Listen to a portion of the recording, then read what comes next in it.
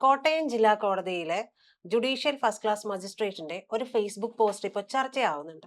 എന്നാൽ ഈ പോസ്റ്റ് ഇട്ടതിന് ശേഷം ഒരിടത്ത് മാത്രമാണ് ഞാനിത് കണ്ടത്. പിന്നീട് പലരും ഇങ്ങനെ സോഷ്യൽ മീഡിയയിൽ പറയുന്നത് കേട്ട്. ഇത് നോക്കുമ്പോൾ മരമുറി ചാനൽ എന്ന് പറയുന്നത് റിപ്പോർട്ടർ ചാനലിനെയാണ്. ഈ ചാനലിനെതിരെയാണ് പറഞ്ഞിരിക്കുന്നത്. വ്യാജ റിപ്പോർട്ടുകൾ കൊടുത്തു അവരുടെ ജീവിതം അത് താറുമാറാക്കി എന്നാണ് പറയുന്നത്.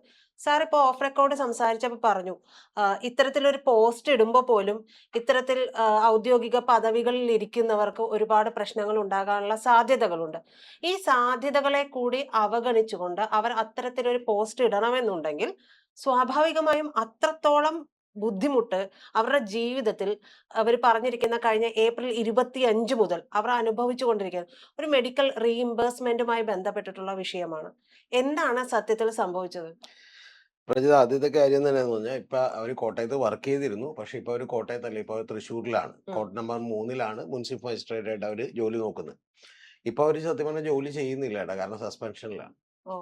കാരണം ഹൈക്കോടതി രജിസ്ട്രാർ അവരെ സസ്പെൻഡ് ചെയ്തിരിക്കുകയാണ് അന്വേഷണ വിധേയമായിട്ട്, അതിന്റെ ഭാഗമായിട്ട്. അപ്പൊ അതുകൊണ്ട് വാർത്തകൾ റിപ്പോർട്ട് ചെയ്യാനുള്ള അവകാശം മാധ്യമങ്ങൾക്കുണ്ട് യഥാർത്ഥത്തിൽ ഇതുമായി ബന്ധപ്പെട്ട്. പക്ഷേ ആ വാർത്ത അതിന് മുമ്പേ റിപ്പോർട്ട് ചെയ്ത് തുടങ്ങി എന്നുള്ളതാണ് ഏറ്റവും പ്രധാനപ്പെട്ട കാര്യം. ഞാനതിന് ചുരുക്കിയുള്ള കാര്യം പറയാം. ഇവര് ഒരു ഏതാണ്ട് ഒരു 30,000 രൂപയുടെ മെഡിക്കൽ റീഇംബേഴ്സ്മെന്റിന് വേണ്ടി ഇവർ അപേക്ഷിച്ചു.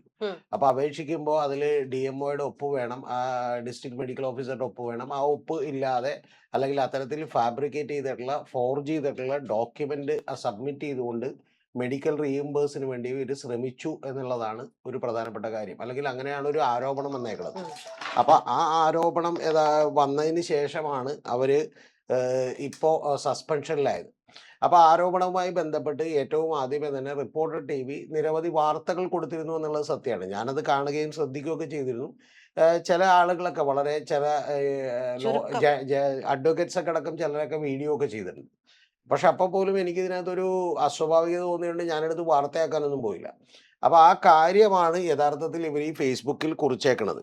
അപ്പൊ ഇതിൽ ഇവർ പറയുന്നത്, കഴിഞ്ഞ ഏപ്രിൽ മാസം 25-ാം തീയതി എൻ്റെയും എൻ്റെ കുടുംബത്തിൻ്റെയും ജീവിതം ഒരു ഇരുണ്ട കാലഘട്ടത്തിലൂടെയാണ് കടന്നുപോയത്. ഞാൻ ഈ ഫേസ്ബുക്കിൻ്റെ ഏറ്റവും പ്രധാനപ്പെട്ട ഭാഗങ്ങൾ മാത്രം ഒന്ന് വായിക്കാം, എന്നാലേ ബാക്കിയുള്ളത് കറക്റ്റ് ആവുള്ളൂ. മരമുറി കള്ളന്മാർ എന്ന വിളിപ്പേരിൽ അറിയപ്പെടുന്ന റിപ്പോർട്ടർ TV യാതൊരു അടിസ്ഥാനവുമില്ലാതെ ഞാൻ DMOയുടെ ഒപ്പ് സീലും വ്യാജമായി നിർമ്മിച്ച് മെഡിക്കൽ റീഇംബേഴ്സ്മെന്റ് അപേക്ഷ നൽകി എന്നാരോപിച്ച ഒരു കള്ള വാർത്ത ആക്രോശിച്ചുകൊണ്ട് പുറത്തുവിട്ടു. ആ വാർത്തയിൽ ഇവരുടെ അനുവാദം കൂടാതെ ഇവരുടെ ഫേസ്ബുക്കിലുള്ള ചില ഫോട്ടോസും ഉപയോഗിച്ചു എന്നുള്ളതാണ്. കാള പെട്ടെന്ന് കേൾക്കുമ്പോൾ കയറെടുക്കുന്ന രീതിയിൽ ചില യൂട്യൂബർമാരും ഓൺലൈൻ മാധ്യമങ്ങളും ഈ വാർത്ത ഏറ്റുപിടിച്ചു. അന്ന് അവർ നടത്തിയ അസത്യ പ്രചരണങ്ങൾ എൻ്റെയും കുടുംബത്തിൻ്റെയും അന്തസ്സിനെയാണ് ചോദ്യം ചെയ്തത്. ഒരു നിമിഷം കൊണ്ട് ഞാൻ സമൂഹത്തിന് മുന്നിൽ കുറ്റവാളിയെ ചിത്രീകരിക്കപ്പെട്ടു. പിന്നെ അവർ പറയുന്നത് എൻ്റെ ഓഫീസിൽ ഞാൻ വളരെ കൃത്യനിഷ്ഠയോടും അതുപോലെ തന്നെ ആത്മാർത്ഥതയോടും കൂടി ജോലി ചെയ്തു എന്നൊക്കെ ഉള്ളതാണ്. ഇതിൽ വളരെ പ്രധാനപ്പെട്ട 2 ഭാഗങ്ങളുണ്ട്. അതിലൊന്ന്, ഈ കള്ളവാർത്തകൾ കാരണം എൻ്റെ കുടുംബം മനോവിഷമം സഹിക്കാതെ ആത്മഹത്യ ചെയ്തിരുന്നുവെങ്കിൽ അതിന് ആരും ഉത്തരം പറയുമായിരുന്നു? ഞങ്ങളുടെ ജീവൻ ഒരു വിലയുമില്ലേ? ഞങ്ങൾ മരണപ്പെട്ടിരുന്നെങ്കിൽ സമൂഹം പറയും ചെയ്ത തെറ്റ് പിടിക്കപ്പെട്ടപ്പോൾ മനസ്സൊന്ന് ആത്മഹത്യ ചെയ്തുവെന്ന്. അപ്പം നിരപരാധികളായ എൻ്റെയും കുടുംബത്തിൻ്റെയും ജീവൻ ആര് വില കൽപ്പിക്കും? ഞാൻ ഇല്ലെങ്കിൽ എൻ്റെ നിരപരാധിത്വം തെളിയിക്കാൻ ആര് മുതിരും? പലർക്കും ഞാൻ തെറ്റ് ചെയ്തിട്ടില്ല എന്നറിയാമെങ്കിലും കുപ്രസിദ്ധമായ ആ ചാനലിനെതിരെ ആരും ഒരു വാക്ക് പോലും ഉരിയാടുകയില്ല എന്ന് പറഞ്ഞുകൊണ്ടാണ് അവർ അവസാനം. പിന്നെ അവർ നേരെ നിരവധി കാര്യങ്ങൾ എഴുതിയിട്ടുണ്ട്. അപ്പോൾ ഈ ഹെഡിങ് രണ്ടും എനിക്ക് വളരെ, പിന്നെ വേറൊരു കാര്യം, DMO ഓഫീസിൽ ഒരിക്കൽ പോലും കാലുകുത്താത്ത, DMO ആണാണോ പെണ്ണാണോ എന്ന് പോലും അറിയാത്ത ഞാൻ DMOയുടെ വ്യാജ ഒപ്പും സീലും ഉപയോഗിച്ച് 30,000 രൂപ തട്ടിയെടുക്കാൻ ശ്രമിച്ചു എന്നായിരുന്നു മരമുറി കേസിലെ പ്രതികളുടെ ഉടമസ്ഥതയിലുള്ള സെക്യൂരിറ്റി ക്ലിയറൻസ് ഇല്ലാത്ത ചാനലിന്റെ ആരോപണം എന്നുള്ളതാണ്. ഒന്നാമത്തെ കാര്യം എന്ന് പറഞ്ഞിട്ടുണ്ടെങ്കിൽ, ഈ മജിസ്ട്രേറ്റുമാരുടെ ഒരു വലിയ പ്രശ്നമുണ്ട്. ജഡ്ജിമാർ നമ്മൾ പുറമേ നിന്ന് കാണുമ്പോൾ അവരുടെ ജീവിതമൊക്കെ ആഹാ എത്ര സുന്ദരം ഗംഭീരമായിട്ടിരിക്കുന്നു, പോലീസുകാരൊക്കെ വലിയ ആദരവോടെയും ബഹുമാനത്തോടെയും കാണുന്നു എന്നൊക്കെ വിചാരിക്കും. പക്ഷെ അവര് യഥാർത്ഥത്തിൽ ഒരു സിനിമക്ക് പോകണമെങ്കിൽ മോളിൽ നിന്ന് പെർമിഷൻ മേടിക്കണം. അതായത് രാത്രി 11 മണിക്കുള്ള സിനിമക്കാണെങ്കിലും മോളിൽ നിന്ന് പെർമിഷൻ മേടിക്കണം. കാരണം ചിലപ്പോൾ ഒരു പ്രതിയെ വീട്ടിൽ ഹാജരാക്കാനുണ്ടെങ്കിൽ ചീഫ് ജുഡീഷ്യൽ മജിസ്ട്രേറ്റ് അറിയണം എൻ്റെ കീഴിലുള്ള ആരൊക്കെ വീട്ടിൽ കിടന്നുറങ്ങുന്നുണ്ട്, ആരൊക്കെ പുറത്തു പോയിട്ടുണ്ടെന്ന് എന്ത് ചെയ്യണം, അറിയണം. അപ്പോൾ അവർ ട്രിപ്പ് പോകുന്നുണ്ടെങ്കിൽ അനുമതി മേടിക്കണം. അപ്പം അങ്ങനെ നിരവധി തന്നെ. പിന്നെ വൈകുന്നേരം വന്ന് കലങ്കിയിൽ നിന്ന് കുറച്ച് സൊറ പറഞ്ഞേക്കാന്നൊക്കെ വിചാരിച്ചാൽ അതൊന്നും നടക്കില്ല. അങ്ങനെ പുറമേ ഉള്ള ആളുകളോടൊന്നും ഇടപെടാൻ പറ്റില്ല. അപ്പൊ അത്തരത്തിലുള്ള കുറച്ച് പ്രശ്നങ്ങളൊക്കെ ഉണ്ട്. ഇതിനെയൊക്കെ മറികടന്നുകൊണ്ട് ചിലരൊക്കെ വർക്ക് ചെയ്തിട്ടുണ്ട്. സുദീപ് എന്ന് പറഞ്ഞൊരു മജിസ്ട്രേറ്റിനെ കേട്ടിട്ടുണ്ടോ? സുദീപ് അദ്ദേഹം ഫേസ്ബുക്കിലൂടെ വിപ്ലവം നടത്തിക്കൊണ്ടിരിക്കുന്ന ഒരാളായിരുന്നു. ഉം. ഭയങ്കരമായി പോസ്റ്റുകളായിരുന്നു. അദ്ദേഹമാണ് യഥാർത്ഥത്തിൽ അദ്ദേഹം പറഞ്ഞതിൽ ചില വാസ്തവങ്ങളൊക്കെ ഉണ്ട് ട്ടോ. നമ്മുടെ ഇയാളുടെ കൈവെട്ടി കളഞ്ഞതിന് ശേഷം, അതായത് ജോസഫ് മാഷിനെ കൈവെട്ടി കളഞ്ഞതിന് ശേഷം അദ്ദേഹത്തെ ജയിലിലടക്കേണ്ടി വന്നത് അദ്ദേഹമാണ്. ഉം. അപ്പൊ ആ ജയിലിലടക്കേണ്ടി വന്നതിന്റെ പ്രശ്നം എന്ന് വെച്ചിട്ടുണ്ടെങ്കിൽ പ്രതിഭാഗം വക്കീൽ ഹാജരാവൂല. കാരണം അവരെ കേട്ടിട്ട് മാത്രമേ വാദിഭാഗം വക്കീൽ ഹാജരാവൂല. കാരണം അവരെ കേട്ടിട്ട് മാത്രമേ എന്ത് ചെയ്യാൻ പറ്റുള്ളൂ, മറ്റേ ജാമ്യം കൊടുക്കണോ വേണ്ടത് തീരുമാനിക്കാൻ ഉം. പറ്റുള്ളൂ. പറ്റുള്ളൂ. അപ്പൊ അങ്ങനെ വരുമ്പോ ഇപ്പൊ വൈകുന്നേരം 7 മണിക്ക് 8 മണിക്ക് മറ്റേ വീട്ടിലാണ് ഹാജരാക്കണമെങ്കിൽ അകത്ത് പോയി കിടക്കാൻ പറയേണ്ടി വരും. വേറെ വഴിയില്ല മജിസ്ട്രേറ്റിന്. അപ്പൊ അത്തരത്തിലുള്ള കാര്യമുണ്ട്. അപ്പൊ അതുകൊണ്ട് ഇവരുടെയും കാര്യത്തിൽ നമുക്ക് അറിയില്ല ഇപ്പൊ യാഥാർത്ഥ്യം എന്താണെന്നുള്ളത്. പക്ഷെ ഇവര് ഇപ്പൊ വളരെ ആത്മാർത്ഥമായി വികാരപരമായി കുറിപ്പിട്ടപ്പോ യഥാർത്ഥത്തിൽ ഇതുപോലും ഇപ്പൊ ശിക്ഷ അർഹിക്കുന്ന ഒരു കാര്യമാണ്. കാരണം പുറമേ ഉള്ള ഒരു കാര്യത്തെക്കുറിച്ച്, പ്രത്യേകിച്ചും കോടതിയുടെ അന്വേഷണത്തിലിരിക്കുന്ന ഒരു കാര്യത്തെക്കുറിച്ച് ഇത്തരത്തിലൊരു കുറിപ്പിടാൻ പാടില്ല. അതും നിയമത്തെക്കുറിച്ച് വളരെയധികം അറിയാവുന്ന അവർക്ക് വേണമെങ്കിൽ ഇതിനെതിരെ ഇപ്പൊ നടപടി ഉണ്ടാവും. അതെ. മനസ്സിലായി. പക്ഷെ അതിനെയും അവഗണിച്ച് എന്നാ പോട്ടെ പുള്ളി ജോലി എന്ന് പറഞ്ഞിട്ടാണ് പുള്ളിക്കാരിയെ പോസ്റ്റ് ഇട്ടേക്കണ. അപ്പൊ അത്രത്തോളം വിഷമിച്ചിട്ടായിരിക്കും നമുക്ക് മനസ്സിലാക്കാം. പക്ഷെ ഏറ്റവും വലിയ പ്രധാനപ്പെട്ട ഒരു കാര്യമുണ്ട്, അത് ഇവര് കേൾക്കണം. അതാണ് ഇവര് കേൾക്കേണ്ടത്. എന്താ സാർ? ഇവര് പറഞ്ഞെന്താന്ന് വെച്ചാൽ ഈ വ്യാജ വാർത്തകളും ഇതൊക്കെ കൊണ്ട് സ്വന്തം കുടുംബം ആത്മഹത്യ ചെയ്തിരുന്നുവെങ്കിൽ ഉം. ആ തെറ്റ് കണ്ടുപിടിച്ചപ്പോ എല്ലാരും കൂടി ആത്മഹത്യ ചെയ്തു എന്നല്ലേ പറയുള്ളൂ എന്ന് പറഞ്ഞില്ലേ. ഉം. ഇത് ഈ നാട്ടിലെ സാധാരണക്കാരനെ അനുഭവിച്ചുകൊണ്ടിരിക്കുന്ന കാര്യമെന്നേ. മനസ്സിലായ?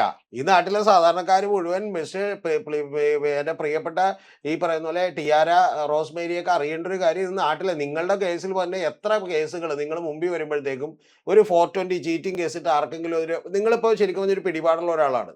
നിങ്ങൾ ഒരു പോലീസ് സ്റ്റേഷനിൽ കൂടെ കാശ് കൊടുത്തിട്ട് ഒരാൾക്കെതിരെ ഒരു ചീറ്റിംഗ് കേസ്, വഞ്ചന കുറ്റത്തിന് കേസ് എടുക്കുന്നു എന്ന് പറഞ്ഞാൽ നിങ്ങൾ ആ ദിവസം ജയിലിൽ പോയി കിടക്കേണ്ടി വരും. ജയിലിൽ പോയി കിടന്ന് 2 ദിവസം കഴിയുമ്പോൾ നിങ്ങൾക്ക് ജാമ്യം കിട്ടും. ഒരു ദിവസം 2 ദിവസം കഴിയുമ്പോൾ ജാമ്യം കിട്ടും. പക്ഷെ പ്രശ്നം എന്താ? പ്രശ്നം എന്താണെന്ന് വെച്ചിട്ടുണ്ടെങ്കിൽ അവനൊരു ബേക്കറി നടത്തുന്നവനാണ്, അല്ലെങ്കിൽ അവനൊരു സ്ഥാപനം നടത്തുന്നവനാണെന്ന് വിചാരിക്കും. അവൻ ജയിലിൽ പോയി കഴിഞ്ഞാൽ പിന്നെ ആരെങ്കിലും അവനെ സപ്പോർട്ട് ചെയ്യാനുണ്ടാവോ? അവന് കുടുംബം ഉണ്ടാവോ? വീട്ടുകാരുണ്ടാവോ? എന്താ പറയാൻ പോണ? അസാമാന്യ ധൈര്യമില്ലാത്ത ഒരുത്തനാണെന്നുണ്ടെങ്കിൽ അവൻ പിറ്റേ ദിവസം രാവിലെ ആത്മഹത്യ ചെയ്യലല്ലാതെ വേറെ വഴിയില്ല. ഒരു 420 ചീറ്റിംഗ് കേസോ, അല്ലെങ്കിൽ ഈ പറഞ്ഞ പോലെ വേറെ ഏതെങ്കിലും കേസോ, അല്ലെങ്കിൽ ഒരു പോക്സോ കേസോ, അല്ലെങ്കിൽ ഏതെങ്കിലും ഒരു കേസ്, ഞാൻ പറഞ്ഞ ഒരു സ്ത്രീയെ ഉപദ്രവിച്ചെന്നുള്ള കേസോ ഒരു സാധാരണക്കാരൻ്റെ കൊടുത്താൽ അവനെ വൈകുന്നേരം ചെന്ന് പോലീസ് വീട്ടിൽ നിന്ന് പൊക്കിക്കൊണ്ടുവരും. അവൻ അന്നേരം തന്നെ റിമാൻഡ് ചെയ്ത് ജയിലിലേക്ക് കിടക്കും. പിന്നെ അവനൊരു സാധാരണ, ഞാൻ പറഞ്ഞ ഒരു ബിസിനസ് നടത്തുന്നവനാണെങ്കിൽ തകർന്ന് തരിപ്പണമായി പോകും. കാരണം വെച്ചാൽ സാധാരണ ഒരു സ്ഥാപനത്തിൽ ജോലി ചെയ്യുന്നവനാണെങ്കിൽ ഒരു ഗുണമുണ്ട്, അവന്റെ ജോലിയെ പോകുള്ളൂ. ഇത് നിങ്ങളൊരു 12 കൊല്ലം കൊണ്ട് 15 കൊല്ലം കൊണ്ട് ഒരു ബിസിനസ് ഡെവലപ്പ് ചെയ്ത് കൊണ്ടുവന്ന് നിങ്ങൾക്കൊരു 1000 കസ്റ്റമേഴ്സ് ഉണ്ടെന്ന് വിചാരിക്കും. ഇപ്പം നിങ്ങളൊരു സോഷ്യൽ മീഡിയ മാനേജ് ചെയ്യുന്ന ഒരു കമ്പനിയാണ്, നിങ്ങൾക്കൊരു 1000 കസ്റ്റമേഴ്സ് ഉണ്ടെന്ന് വിചാരിക്കും. ഈ കസ്റ്റമേഴ്സ് എല്ലാം നാളെ നിങ്ങളായിട്ട് ഇനി ബന്ധം വേണ്ടെന്ന് വിചാരിക്കും. പ്ലസ് കിട്ടാനുള്ള കാശും കിട്ടൂല. അപ്പൊ ഇതുപോലെയുള്ള നൂറുകണക്കിന് സാധാരണക്കാരായിട്ടുള്ള ആളുകളൊക്കെ അനുഭവിക്കുന്നുണ്ട് എന്നുള്ളത് മജിസ്ട്രേറ്റുമാരായിട്ടുള്ള ടിയാര റോസ്മേരി അടക്കമുള്ള ആളുകൾ മനസ്സിലാക്കുന്നത് നല്ലതാണ്. നിങ്ങൾ ഇപ്പൊ ഞാൻ പറഞ്ഞ ഇത് ടിആർഐയുടെ കുഴപ്പമായിട്ടല്ല കേട്ടോ, പുള്ളിക്കാരുടെ കുഴപ്പമോ അല്ലെങ്കിൽ മജിസ്ട്രേറ്റിന്റെ കുഴപ്പമായിട്ടല്ല ഞാൻ പറഞ്ഞത്. ഞാൻ പറഞ്ഞത് നമ്മുടെ നിയമവ്യവസ്ഥയുടെ ഏറ്റവും വലിയ കുഴപ്പം അതാണ്. ഇനി അത് കഴിഞ്ഞിട്ട് അവൻ ഒരു കുഴപ്പമില്ലായിരുന്നു, അവനൊരു പ്രശ്നമില്ലായിരുന്നു, അവൻ ചെയ്തത് തെറ്റല്ല എന്ന് പറഞ്ഞൊരു വിധി വന്നു വിചാരിച്ചോ, ഇവിടുത്തെ എത്ര മാധ്യമങ്ങൾ കൊടുക്കും? ചെറിയ കുളം വാർത്ത കൊടുത്താലായി. ഇനി കൊടുത്താൽ തന്നെ എന്ന് പറഞ്ഞാൽ തെളിവുകളുടെ അഭാവം മൂലം ഇവനെ വെറുതെ വിട്ടതായിരിക്കുന്നു എന്നൊക്കെ പറഞ്ഞ് ഇങ്ങനെ എഴുതിയിട്ട് ഇങ്ങനെ കുറിപ്പൊക്കെ ഇട്ട് വെക്കും. എന്ന് പറഞ്ഞാൽ അത്രയും ദിവസം ഇവർ ഇതുകൊണ്ട് ജീവിച്ചായിരിക്കേ, ഈ വാർത്ത വിറ്റിട്ടായിരിക്കും ഇവർ എന്ത് ചെയ്തിട്ടുണ്ടാവുക, ജീവിച്ചിട്ടുണ്ടാവുക. അപ്പൊ അത് കഴിഞ്ഞതിന് ശേഷം എന്ത് ചെയ്യും? ഇനി എത്ര പേര് ഇതുപോലെ ആത്മഹത്യ ചെയ്യുന്നുണ്ട്?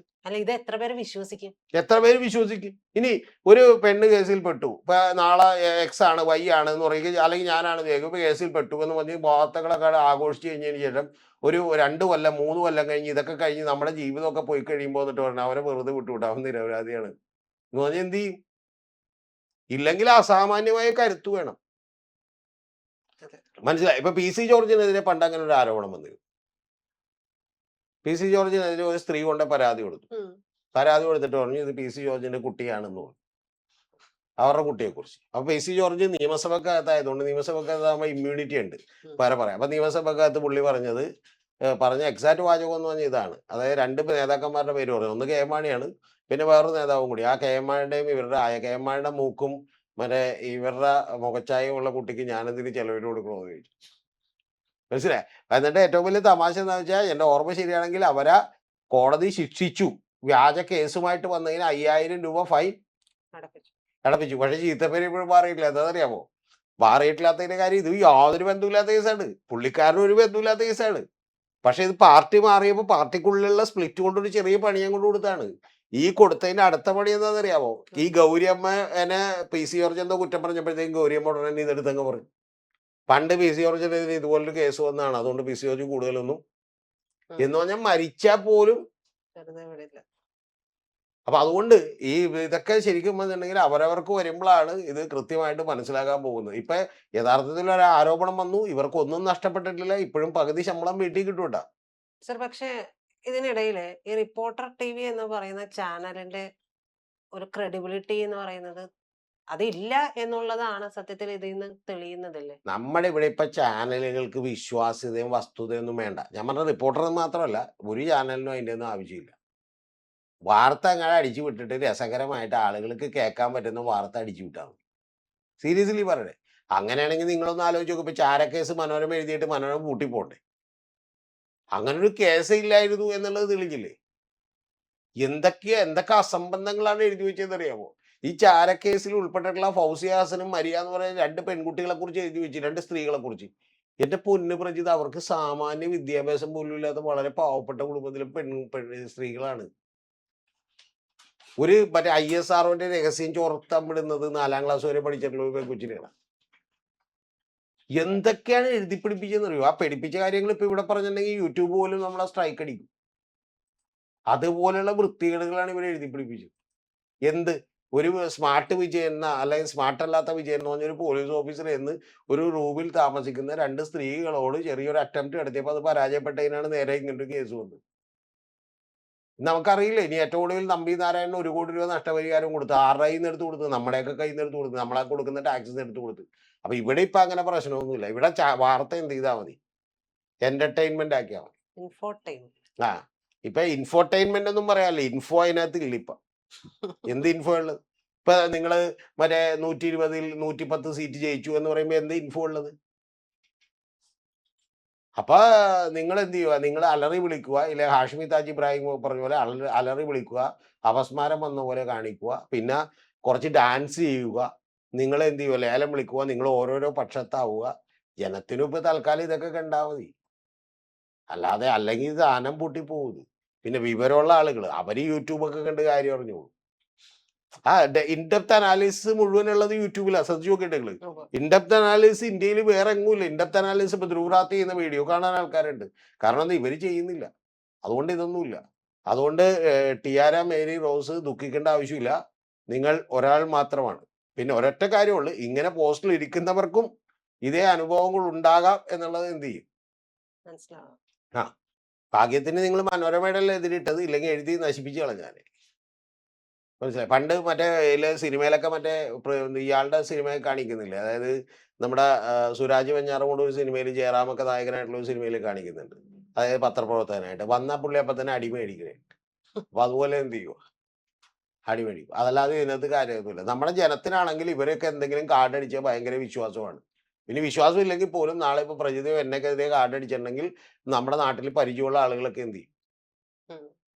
ഞാൻ ഒരു തവണ ഒരു വക്കീലിന്റെ അടുത്ത് ഇരിക്കുമ്പോൾ ഒരാൾ പരാതി കൊടുക്കാൻ വേണ്ടി വന്നു. അപ്പൊ പരാതി കൊടുക്കാൻ വേണ്ടി വന്നു വക്കീല് പുള്ളിയോട് പറയണേട്ടാ, നിങ്ങളെ കുറിച്ച് അവർ വാർത്ത കൊടുത്തു വെച്ച് പരാതിയും മറ്റേ കേസൊന്നും കൊടുക്കാൻ വേണ്ടി പോകണ്ട, കാരണം അത് ആരും അറിഞ്ഞിട്ടില്ലെന്ന് പറഞ്ഞു. ഞാൻ വക്കീലിനോട് പറഞ്ഞു, 1 മിനിറ്റ് ഒന്ന് വന്നേന്ന് പറഞ്ഞത്തേക്ക്. അപ്പൊ പുള്ളി ചോദിച്ചു, എന്താ രേഷു, ഞാൻ ഈ ക്ലൈന്റിനെ കാണാം, ഒന്ന് വന്നേന്ന് പറഞ്ഞു. അതെ, നിങ്ങൾ പറയണതല്ല ശരി എന്ന് പറഞ്ഞു. അതെന്താന്ന് ചോദിച്ചു. ഇത് ആളുകൾ ചിലപ്പോൾ 1 ലക്ഷം പേര് 2 ലക്ഷം പേര് ഈ വാർത്ത തന്നെ ഉണ്ടാവില്ല. പക്ഷേ അയാളെ അറിയാവുന്ന എല്ലാവരും ഈ വാർത്ത കാണും. പ്രജിതനെ അറിയാവുന്ന പ്രജിത ബന്ധുക്കളും സുഹൃത്തുക്കളും പ്രജിതനെ കുറിച്ച് വാർത്ത വന്ന് ഉറപ്പായിട്ടും എന്ത് ചെയ്യും? നോക്കുമല്ലോ. മനസ്സിലായ? അപ്പൊ അതുകൊണ്ട് എന്ത് ചെയ്യും? ഇപ്പൊ ഈ കയ്യിലെ കോഴിക്കോട് ഒരു പയ്യൻ മരിച്ചു പോയില്ലേ? അവൻ ചെന്ന് ആത്മഹത്യ ചെയ്തില്ലേ? കാരണം എന്താ? ആ വാർത്ത വേറെ ആരും അറിയില്ലായിരുന്നു. പക്ഷെ ഒരു പെൺകുട്ടി മറ്റേ എന്ത് ചെയ്തു, എന്നെ ബസ്സിൽ വെച്ച് മോശമായിട്ട് മിസ്ബിഹേവ് ചെയ്തു എന്ന് പറഞ്ഞ് ഇടുന്ന വാർത്ത ആരറിയും? അവന്റെ അമ്മ അറിയോ, അവന്റെ അച്ഛനറിയോ, അവന്റെ വീട്ടുകാരറിയോ, അവന്റെ ബാക്കിയുള്ളവരൊക്കെ അറിയും. അപ്പൊ അതുകൊണ്ട് ഇനി സർവീസിൽ തിരികെ കയറുമ്പോഴും ഇതൊക്കെ മനസ്സിൽ വെച്ചുകൊണ്ട് കുറച്ചുകൂടി നീതിയുക്തമായിട്ടുള്ള വിധികൾ ഉണ്ടാവട്ടെ. പക്ഷെ മറ്റതൊക്കെ കുറച്ച് കുഴപ്പമാണ്. അതുകൊണ്ട് എന്ത് ചെയ്യാൻ പറ്റില്ല. പക്ഷേ ഇനിയിപ്പോ ശരിക്കും പറഞ്ഞാൽ ചെയ്ത കുറ്റം അത് കുഴപ്പമില്ലായിരുന്നു. ഇപ്പൊ അത് ചെയ്ത കുറ്റമല്ല, ഞാൻ പറഞ്ഞ ആരോപണം കുഴപ്പമില്ലായിരുന്നു. ഇപ്പൊ അതിനേക്കാൾ വലിയ ആരോപണം. ഇനിയിപ്പോ ഇതിൽ നിഷേധിക്കാനൊന്നും പറ്റില്ല. അപ്പൊ ഒരു മജിസ്ട്രേറ്റ് ഇങ്ങനെ ചെയ്യാമോ എന്നൊക്കെ ഉള്ളത് വലിയ ചോദ്യമായിട്ട് മിക്കവാറും കോടതിയുടെ മുമ്പിൽ വരും. പിന്നെ അവിടെ ചെന്ന് മാപ്പ് അപേക്ഷിച്ച് എന്ത് ചെയ്യാം? തൽക്കാലത്തേക്ക് രക്ഷപ്പെടാം. അതാണ് അതിന്റെ ഫാക്ട്.